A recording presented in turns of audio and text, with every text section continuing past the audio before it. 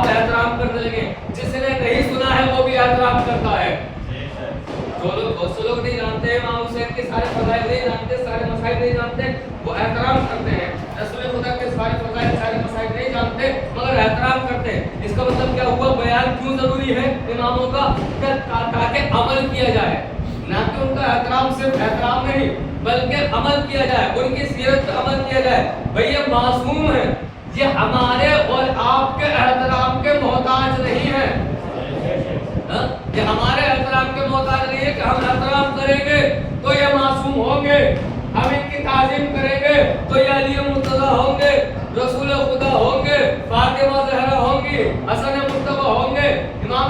صادق ہوں گے، ساتویں امام موسیٰ کاذب ہوں گے؟ نہیں، ہمارے احترام کرنے یا کرنے سے ان کی عزتوں میں کوئی اضافہ نہیں۔ کیوں؟ اس لیے کیونکہ عزتیں ان کو ہم نے دی ہوتی تو ہمارا احترام کرنے سے فرق پڑتا۔ عزت دی ہے چونکہ خدا نے، توجہ رکھیے گا، عزت دی ہے خدا نے۔ اب جملہ سنیے گا، عزت دی ہے خدا نے۔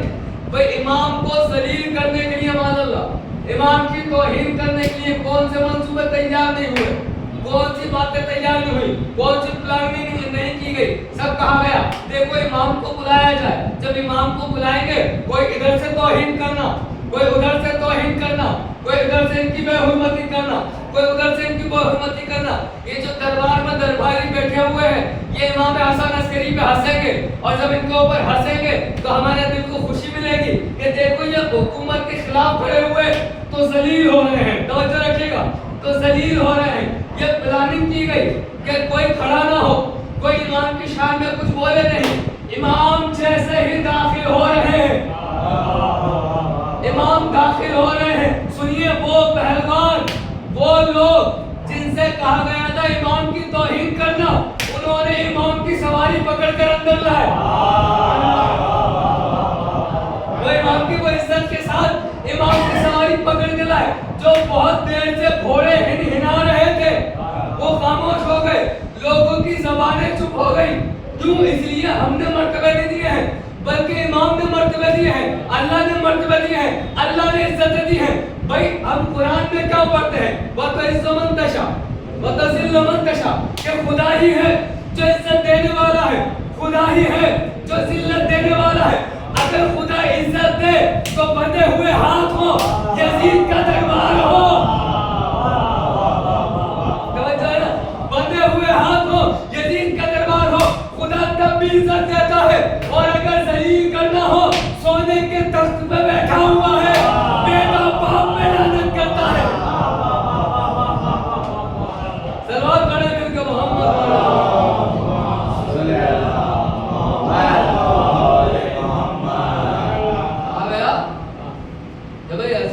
امام کو ذلیل کیا جائے گا۔ وہ گھوڑے جو ہنا رہے تھے، وہ گھوڑے خاموش، وہ زبانیں جو بول رہی تھی وہ زبانیں خاموش، ایسے ہی جیسے زینب بول رہی تھی یزید خاموش، سجاد بول رہے تھے اپنے ساتھ، ابن زیاد خاموش ہو گیا تھا، ہمارے ساتھ خاموش ہو گیا تھا۔ جب امام بولتا ہے نا، ہم نے جمعے کے خطبے میں کہا تھا کہ انسان کی عقل جتنی زیادہ بڑھتی چلی جاتی ہے اس کی زبان جو ہے اس کی گفتگو اتنی کم ہوتی چلی جاتی ہے، وہ بولتا نہیں ہے۔ توجہ رکھیں، وہ بولتا نہیں ہے، مگر جب بولتا ہے پھر کوئی نہیں بولتا،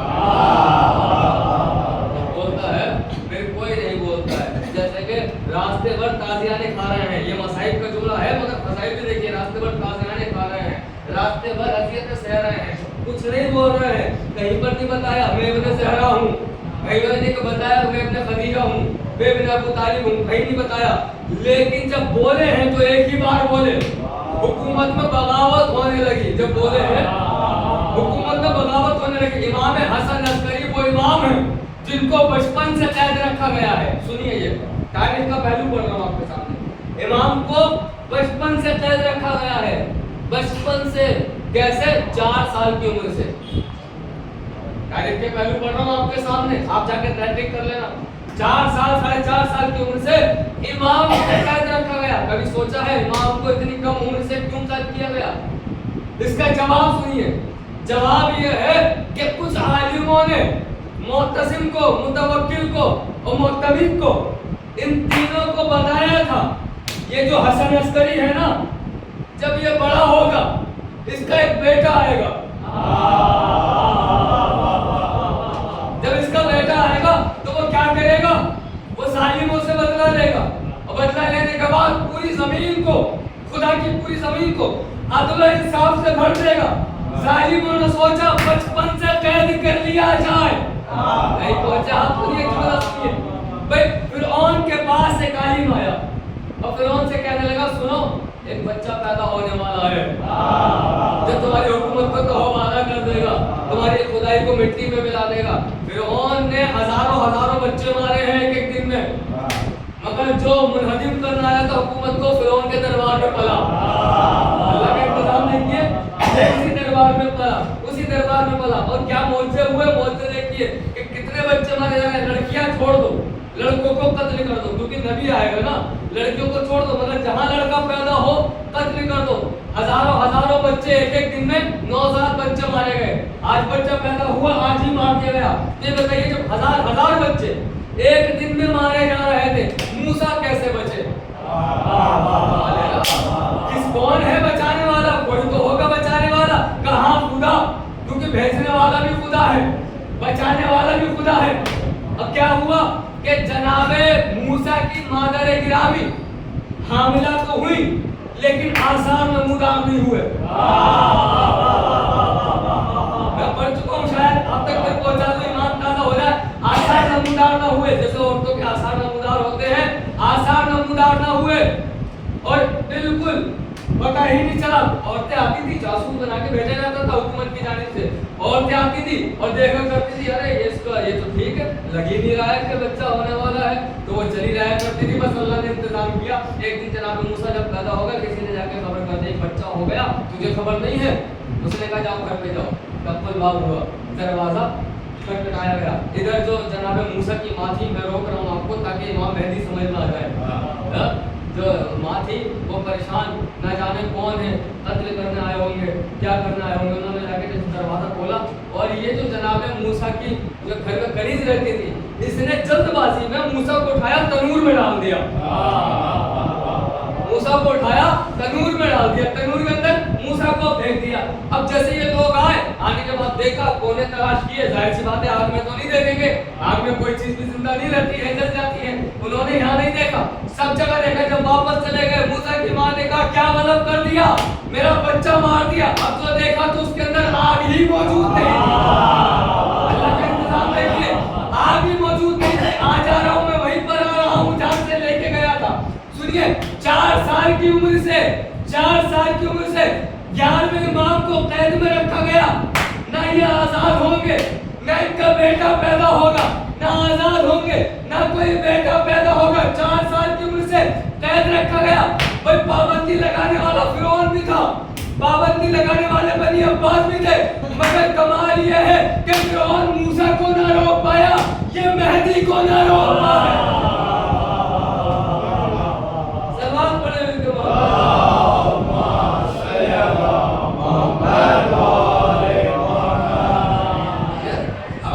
कैसे? तो सुन लीजिए, 4 साल से कैद रखा गया, कुछ वक्त के लिए रिहाई मिली थी। इमाम हसन अस्करी को कुछ वक्त के लिए रिवायत करती है, 1 साल के लिए, 2 साल के लिए रिहाई मिली थी। दोबारा फिर कैद किया था। इन जालिमों को ये नहीं मालूम था ये जो रिहाई मिल रही है ये इनकी तबाही है। जैसे अहले बैत की रिहाई यजीद की तबाही है, ऐसे ही 11वें इमाम की रिहाई ये बनी अब्बास की तबाही थी। और इमाम ज़माना इंशाअल्लाह ऐसे ही आ गए। जब 1-2 साल की रिहाई मिली है तो इमाम ज़माना मुतवल्लिद हो गए। सुनिए, अब उसके बाद अहले बैत के मज़ार बनाए गए। और आपने देखा कि ज़ालिमों से कहा गया, एक शख्स है बनी अब्बास का जिसका नाम है नासिरुद्दीन, तो उससे कहा गया कि भाई ऐसा है जैसे कि हुसैन का रोज़ा करबला में है, और जैसे अली का रोज़ा नजफ में है, जैसे तमाम मासूमीन के अहले बैत के रोज़े हैं, कितना अच्छा हो तुम भी थोड़ी दौलत खर्च करो। बनी अब्बास से कहा गया, कितना अच्छा हो तुम भी थोड़ी दौलत खर्च करो और तुम भी अपने अजदाद के, अपने बुजुर्गों के रोज़े बनवाओ, जैसे वहाँ पर ज़ाहिरीन आ रहे हैं ऐसे यहाँ पर ज़ाहिरीन आएंगे। वो दुश्मन अहले बैत खानदान से था, मगर उसने बहुत बेहतरीन जवाब दिया कि बना तो दूं मगर रोजे टिकेंगे नहीं। बोले जब हुसैन का रोजा रुक सकता है ना, जब बगदाद में 7वें इमाम का रोजा रुक सकता है, मशहद में 8वें इमाम का रोजा रुक सकता है, तो ये बताओ तुम्हारे अजदाद के रोजे क्यों बाकी नहीं रह सकते? क्या फर्क है? क्या किस लिए? क्या मेरे अजदाद शैतान वाले हैं, ये रहमान वाले हैं? मेरे अल्लाह शैतान वाले हैं, और ये जो है जिनकी तुम बात कर रहे हो ये रहमान वाले हैं। याद रखो, शैतान वाले मिट जाते हैं, रहमान वाले बाकी रहते हैं। शैतान वाले मिट जाते हैं, रहमान वाले बाकी रहते हैं। यजीद की जो हुकूमत थी शैतान वाली थी, मिट गई। हुसैन की जो इमामत है रहमान वाली है, क़यामत तक रहेगी।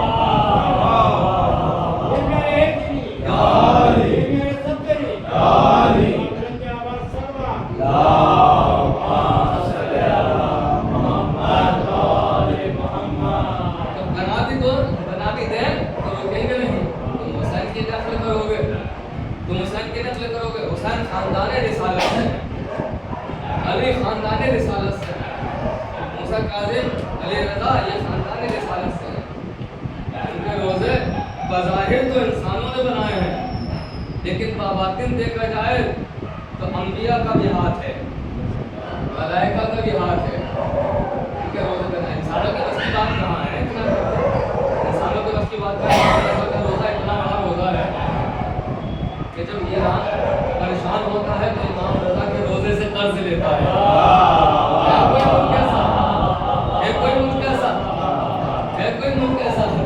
एक ईरान है, पूरे ईरान को पाल रहे हैं मेरे 8वें इमाम, पूरे ईरान को पाल रहे हैं मेरे 8वें इमाम। देखिए इमामों को कत्ल करने की वजह एक भी है, बैत कर लो, वलायत अली को पीछे रखो और गैरों की बैत करो, वलायत अली को ना मानो। असल वजह सबकी यही है कि वलायत अली, वलायत मासूमीन, वलायत नबी, ये इन सबके अलग की विलायत इसको बुलाने के लिए तमाम आइमा को कत्ल किया गया, तमाम मासूमीन को कत्ल किया गया। और इमाम की हदीस, रसूल की हदीस है कि हम में जितने भी हैं सब शहीद हैं। कोई तलवार से शहीद होगा, कोई जहर से शहीद होगा। चौथे इमाम को कैसा जहर मिला था, दूसरे इमाम को कैसा जहर मिला था, पांचवें इमाम को कैसा जहर मिला था, छठे इमाम को कैसा जहर मिला था। आप तारीख से पूछिए, सातवें इमाम को कैसा जहर, आठवें इमाम को कैसा जहर। लेकिन इमाम हसन अस्करी के बारे में मिलता है कि जो जहर दिया गया था इसका नाम है, इसका नाम है जहर हलाल। क्या इसकी खासियत क्या है, इसकी पावर क्या है? इसका पावर ये है, अगर तुमने गाय के सर पे लगा दिया, गाय दूध नहीं देती है, खून देती है। गाय दूध नहीं देती है, इतना असर है, इतना खतरनाक जहर कि गाय खून देने लगती है। और अगर कुछ कतरे दरिया में डाले जाए तो सारी मछलियां मरकर किनारे पर आ जाए। मेरे मौला को जहर दिया जा रहा है, मेरे मौला का पूरा चेहरा पीला पड़ता जा रहा है। जहर लेने से पहले इमाम ने अपने साहबी से फरमाया कि देखो जब मैं तुमसे शरबत मांगूं तो समझ जाना कि मुझे कत्ल कर दिया गया है, मुझे जहर दे दिया गया है। एक मरतबा इमाम ने उसको आवाज़ दी, वो पानी लेकर आ गया, एक मरतबा शरबत लेकर आ गया। इमाम ने कहा नहीं शरबत ना लाओ, मेरे लिए पानी लेकर आओ, क्योंकि अभी मुझे जहर नहीं मिला है। लेकिन वो वक्त आया कि इमाम को जहर दे दिया गया, इमाम तड़पने लगे। लेकिन मैं कहूँगा है मौला, जैसे ही आपको जहर दिया गया आपके जिगर के टुकड़े होने लगे, चेहरा पीला पड़ने लगा, हाथों में लर्जा होने लगा, मगर मौला साथ में कोई तो मौजूद था ना, कोई तो सहाबी मौजूद था ना। मौला आपका जनाजा पड़ा तो नहीं रहा, अरे कहीं चलती हुई रेत पे तो नहीं पड़ा था। ए मौला आप करबला चलते हैं, अरे किस तरह से मेरा हुसैन है चलती हुई रेत पर पड़ा हुआ है, कोई लिबास उतार रहा है, कोई अमामा उतार रहा है, कोई अंगूठी के लिए इमाम की उंगली काट रहा है। आज पूछा दो, आज देखो वो इमाम जो सबकी किफालत करता है ना, जिसको इमाम ज़माना कहते हो, वो इमाम आज यतीम हो रहा है। अरे जो हमारे लिए बाप है, आज हमारा वो इमाम यतीम हो रहा है। ये इमाम पर्दे गैब पे रोज रोता है, हज़ारों रोज रोता है। आखिरी मजलिस है, ये बहुत रोता है। मालूम है ये कब कब रोता है? कभी सकीना के कानों को रोता है, कभी असगर के गले को रोता है, कभी सीना अकबर को रोता है, कभी अब्बास के बाजू को रोता है, कभी ज़ैनब की बेहिदाई को रोता है, कभी कुलसुम के जख्मों को रोता है, कभी रबाब की मुसीबतों को रोता है। हज़ारों ये बहुत रोता है। आज इसके लिए बड़ा गम का दिन है। ए इमाम ज़माना पुरसा कबूल कीजिए, हम गुनहगार आपके बाप का पुरसा आपको दे रहे हैं। ए मौला آپ کو پرسا دیا. آپ کو زینب یاد آ گئی ہوگی. ارے زینب کو کوفے والوں نے, شام والوں نے تازیانوں سے پرسا دیا. ارے دروں سے پرسا دیا. اجرکم الزہرا, اجرکم الزہرا. خدا آپ کو کوئی غم نہ دے سوائے غم اہل بیت کے. آخری منزل ہے نا, آخری مجلس ہے نا, 2 جملے پڑھنے دو مجھے, اس کے بعد اللہ جانے کون ہم میں سے اگلے سال کے لیے زندہ رہے. اللہ ہی جانتا ہے کون باقی رہے گا, کون اگلے سال یہ امام حسن عسکری کا تابوت اٹھائے گا, کون اگلے سال امام حسین کا تابوت اٹھائے گا. معافیا مانگو جناب زہرا سے, اے بی بی معاف کر دینا. اگر ہماری آخری مجلس ہے تو ہمیں معاف کر دینا. آپ پہ لال نہ رو پائے. سنو زدارو, قافلہ ہے نا, لٹا ہوا قافلہ مدینے پہنچ گیا ہے نا. امام نے, امام سید سجاد نے اپنے گھر کے اندر بیٹھ کر ایک آواز سنی. باہر سے کوئی چیخ رہا تھا, میرے اوپر رحم کیا جائے, میں غریب ہوں. امام نے سنا, باہر آئے, پوچھا کیا تو غریب ہے؟ کہا میں بہت غریب ہوں. کہ کتنا غریب ہے؟ کہ کھانے کے لیے کچھ نہیں ہے, پینے کے لیے کچھ نہیں ہے. اچھا یہ بتا, اگر تو مدینے میں مر گیا کیا تجھے کفن نہ ملے گا؟ کیا تجھے غسل نہ ملے گا؟ کیا تجھے دفن نہ کیا جائے گا؟ اس نے کہا رسول کے شہر میں اگر مار دیا جاؤں, اگر میں مر جاؤں تو کیا مجھے کفن نہ ملے گا؟ کہا اچھا اگر تجھے کفن ملے گا, اگر تجھے غسل ملے گا, تو کیسا غریب ہے؟ پھر کربلا کا رک کر کے کہتے ہیں, واہ جدہ, واہ حسینہ, اے بابا آپ کتنے غریب تھے. ارے جن کا لاشا کربلا کی جلتی زمین پر ارے 3 دن تک پڑا رہا. اجرکم الزہرا. ایک جملہ, امام سید سجاد کے پاس ایک صحابی آئے جن کا نام منہال ہے. منہال نے آ کے پوچھا, مولا کتنا روئے گے؟ آواز نے یہ بتاؤ یعقوب کتنا روئے تھے؟ کہ اتنا روئے تھے ان کی آنکھوں کی روشنی چلی گئی تھی. کہ کیوں روئے تھے؟